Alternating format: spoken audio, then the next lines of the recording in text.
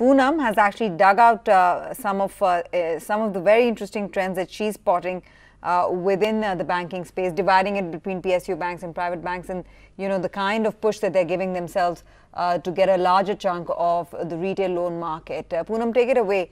Highlight for our viewers what your findings are.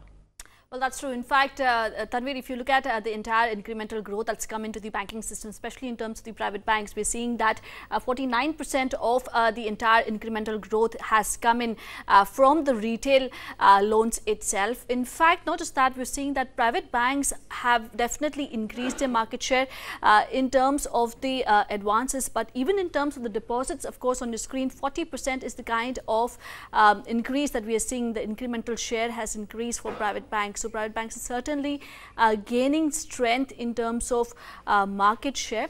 Again, a lot of the private sector for the large corporates, a lot of the corporate stress has already been recognized. And if you look at the retail NPLs, they are pretty much holding up well for majority of the categories versus the corporate NPA book that we are seeing for most of the banking system, especially the likes of ICICI as well as Axis Bank. And hence the argument that in fact, if you just bring up the next slide, look at the percentage of loan book for ICICI as well as Axis Bank. 57% as well as 47% of their loan book is coming in from retail loans versus if you look at their profit before tax, a lot of the contribution for both ICICI as well as Axis Bank is coming especially from the retail. 7141 is the kind of profitability in the retail book for ICICI Bank, and 2001 is the kind of profitability there for Axis Bank itself. So that is the kind of profitability that we are seeing from the retail book versus their wholesale book, which of course is in losses on account of corporate stress. So yes, there comes the question that should ICICI Bank as well as Axis Bank be trading somewhere around 1.5 to 1.7x price to book versus an HDFC, Kotak and Hindustan, which are trading anywhere between 3.5 to 3.8x. I guess that market probably is slightly ignoring that the kind of a valuation gap there. But we should be watching out for the retail book and the retail story as well for both Axis as well as ICICI. We take that story forward. Poonam, thanks a lot. Lovely analysis. Is it time to really revisit some of the corporate banks which have been marred because of bad headlines? Or it's the retail focus which one should really tilt towards? Is the valuation gap between an ICICI Bank and HDFC Bank too compelling in favor of ICICI Bank? And why are markets not realizing the true potential of what some of these so-called pseudo or some of the private banks have to offer, which is private banks have to offer because of their retail business? CASA is high, NIMs are stable, and retail business for ICICI Bank is now more than 50% of its total book. So I'll take that conversation forward with Sanjay Parekh, Senior Fund Manager with Reliance Mutual Fund. Reliance Mutual Fund manages a dedicated banking stroke financial sector fund, so he's the right person to really answer some of these rather tough questions. Sanjay, why are markets not recognizing the true potential of the retail franchise what an Axis Bank and ICICI Bank has created? I know these two banks or some of the corporate banks have been marred with a lot of bad headlines, but do you think it's a matter of time markets will realize that a bank like ICICI Bank or Axis Bank have a strong retail franchise, good subsidiaries and a decent CASA ratio? Yeah, so I agree with you, Nikunj.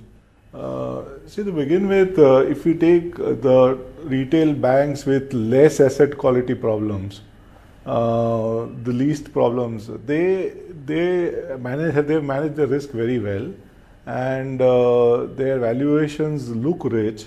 But for the growth rates and ROAs and ROEs, even if you get earnings-led appreciation, that will be good. And if you look adjusted for, as I said, for ROAs and ROEs and growth rates, and even if you look some of them at price earnings, they don't look aberrantly overvalued. On what you said of the corporate banks in the private sector space, I completely agree with you that their share of credit is going up both on the deposit side, on the asset side. They've done a very good job on the retail side. The franchisee is very strong and it's getting better. And the stress on the corporate side, stroke the changes in leadership, is certainly having some hangover on them. And if you see, on FY20 adjusted for the subsidiaries, on adjusted book also they are available at 1.2, 1.3 times. So they are quite reasonable. This is a year we believe is a year for transition. We have seen the asset quality recognition happen. The resolutions is taking some more time. This will go through this year. This year we believe will also be another year of low ROAs, low ROEs and credit costs lower than last year but still high. But FY20 we believe for large corporate banks, be both in private and PSU, the large names we believe will be really better. And the ROAs, ROEs in FY20 will look better. The retail franchisee for all three of them are really doing good job. And as the corporate stress reduces, gets abated, and the coverage goes up next year, it will certainly be appreciated, in terms of stock prices. Sanjay, now the argument which we presented is the argument which I guess we had presented a year ago also, that corporate banks are looking cheap, retail banks are overowned, and they are expensive. I'm sure internally you must have argued this 2 years ago. Right. But the fact of the matter here is that intelligence is not making money, and right now common sense is making money. Intelligence is that corporate banks are cheap and cycle is turning. Right. That is not making money. And the common sense that HDFC Bank and Kotak Mahindra Bank have no NPAs and they have a good retail franchise, that is making money. So it's quite a dilemma at the market where overowned stocks are making money and cheap and underowned stocks are not making money. Yeah, so I'll tell you, it is, see, if you see broadly, the weights are 35% is the benchmark weight. And I think now at this juncture, you need to have a basket of the first three as you discussed. The retail banks with less asset quality problems and in any of the portfolios. I mean, in our case, we were tilted to those and that helped a lot in select portfolios. So that piece we believe is also first, that has to have a very large portion. Because of the franchisee, we have to give a premium for less stress. They've managed the book exceptionally well. The ROEs are great, ROEs are good. Most of them are capitalized well. And we really believe from here also, while they may look apparently expensive, but if you even get earnings-led growth of 15, 20, 25%, that is a good appreciation. So that is that basket of stocks, these 3-4 names we really like. The corporate banks, yes, the stress cycle is elongated. So you are absolutely right. Last year, this time also we would have felt the same. And at times the question is that are these value traps? But we really believe what RBI, so government and all put together, the regulators have done on the IBC mechanism is commendable. It is slow for sure because such things, they do take time, but the direction is right. So, and the best part is now the recognition is largely done. So we've come through it. The coverage ratio this year will go up, but significantly go up for these large names. The capital for all three of them is intact. You don't need big capital calls on these three large names. And the retail franchisee of all three are doing well. So we believe, and all three broadly, one of them is at 1.2 times adjusted for subsidiaries. Even the large corporate bank in PSU is also around that level. And one of the other private banks is a little higher, but the ROEs there is going to be higher.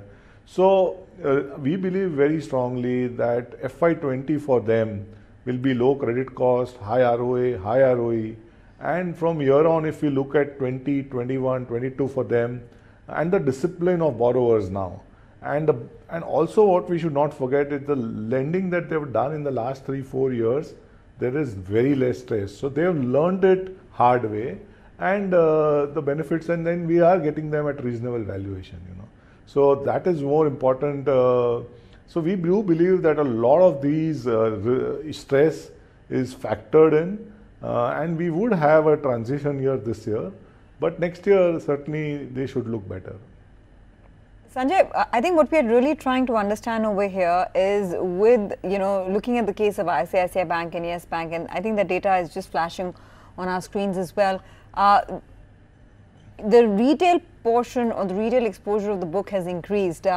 So we always classify ICICI Bank and Axis Bank as corporate-oriented banks. The fact is that they are also de-risking, and having a large retail loan book essentially brings down the risk for any bank. And if you look at the numbers, ICICI is pretty much going shoulder to shoulder with HDFC Bank in terms of their total retail exposure, 57% of the overall book. In fact, Yes Bank is the one which has only 12%. So, right. The risks are all over the place when it comes to market's perception on these stocks. The question is, when do you think the market will start readjusting itself and start accounting for that change? When would perception change on ICICI Bank and Axis Bank? That they're not really corporate-oriented banks, that they have a strong, very influential retail book. Right. So quite a valid question. So one is, if you see over last 5 years, what was happening is that sanctity of the book value was not getting established. So you have a one net worth figure. You don't have a separate net worth for corporate and retail. So rightly, when the book value itself was not getting established as what is the right adjusted book value, there was obviously, and this is world over, and you see in 2008 crisis, you see crisis in European banks. It's very, very critical to get to sanctity of the right adjusted book value. So once we've realized that we are near to that, right book value is established, and the stress is getting lower, we've seen across the world that just ahead of the recovery, when things get better, and in banks, you certainly have to sue very simply. If your operating profit has to be in place, your credit cost goes down, that would mean ROAs are better, and your capital is there, you get better ROEs, and then the valuations follow. So we strongly believe that this year, ROAs and ROEs for these large three banks will still be lower, maybe in lower teens. But next year, in terms of ROAs, ROEs, they look better. And as we see the transition from this year to next year, and as I said, we've still got 4 quarters where we will still see some pain, maybe at least 2-3 quarters of pain. So as the market sees the credit cost getting abated second half and next year onwards, and ROAs and ROEs getting established, and the retail franchises are anyway doing well. But what was happening is the corporate piece was dragging the good work which was done by the retail, because overall, as you know, some of them were very low profits or even losses. So as you see that the corporate piece sees less drag, the retail piece, the profits of that will reflect, and the overall ROAs and ROEs look better. FY20, we believe, certainly would look in terms of re-rating in terms of valuations from 1.2 times to 1.5 times to gradually upwards. But the direction of re-rating will be decided by the fall in credit costs and asset quality problems getting reduced.